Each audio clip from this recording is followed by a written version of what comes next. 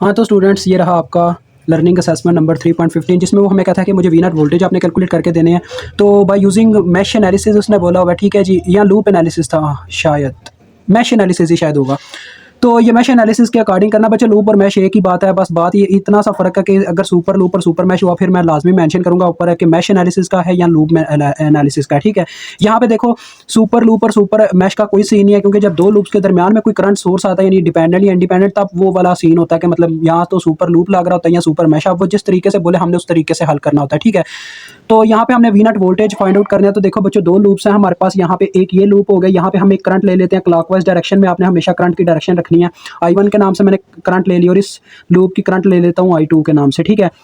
तो देखो बच्चों, I1 की करंट की वैल्यू मुझे वैसे ही मालूम हो जाती है। वो कैसे, देखो साइड पे हमारे पास एक करंट सोर्स लगा हुआ है, यानी कि ये दो लूप्स के सेंटर में नहीं आ रहा, ये एक साइड पे लगा हुआ है, और I1 की और इसकी डायरेक्शन देखो सेम है। इसका मतलब I1 करंट जो है वो 4 मिली एम्पेयर के बराबर है, ये इनडायरेक्टली वैसे ही पता चल गई, ठीक है। अब हम लूप 2 के ऊपर KVL अप्लाई करेंगे ताकि I2 करंट मालूम हो जाए, क्योंकि वी नॉट वोल्टेज जब प्रोड्यूस होते हैं उस वक्त प्रोड्यूस होते हैं जब 6 किलो ओम का रजिस्टर जो है उसमें से करंट पास करता है I2, ठीक है। दैट्स वाई हमें I2 करंट फाइंड आउट करनी होगी। तो वो कैसे फाइंड आउट होगी आप ये जानते हो, मुझे KVL लगाना होगा लूप 2 पे। तो चलो KVL लगाते हैं। KVL means Kirchhoff voltage law, मुझे हर एक चीज़ के वोल्टेज लिखने हैं। तो अगर किसी रजिस्टर के आपको लिखने हुए तो आपको पता है कौन सा फार्मूला लगेगा, V इक्वल टू IR यानी करंट इंटू रेजिस्टेंस, ठीक है।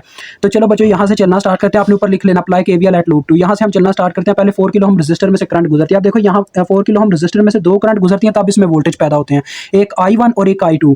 तो देखो I2 जो है अपनी डायरेक्शन के अकॉर्डिंग ऊपर की तरफ जा रही है, जबकि I1 अपनी डायरेक्शन के अकॉर्डिंग नीचे की तरफ जा रही है। तो लिहाजा स्टूडेंट्स इसमें से दोनों करंट्स गुजर रही हैं। देखो I2 ऐसे ऊपर की तरफ और I1 नीचे की तरफ, यानी दोनों की अपोजिट डायरेक्शन है। तो एक करंट नेगेटिव में, एक करंट पॉजिटिव में हम लिखेंगे, ठीक है। तो मैंने आपको बताया था जिस लूप के ऊपर आपने KVL लगा रहे होते हो ना, उसी लूप की करंट को आपने हमेशा पॉजिटिव रखना है इस कंडीशन में, ठीक है। तो I2 को हम प्लस में रखेंगे, I2 माइनस I1 आ जाएगा, ठीक है बच्चों। आगे मजीद बढ़ते हैं आप। जब हम आगे बढ़ते हैं तो देखो करंट जो है 6 किलो हम रजिस्टर में से गुजरती है I2। तो लिहाजा गाइस 6 किलो ओम में से जब करंट गुजरेगा तो इसके वोल्टेज क्या होंगे, ओहम्स लॉ के according V equal to IR यानी कि I2 इंटू 6K की सिर्फ एक करंट इसमें से गुजर गया तो ये आ जाएगा 6K I2।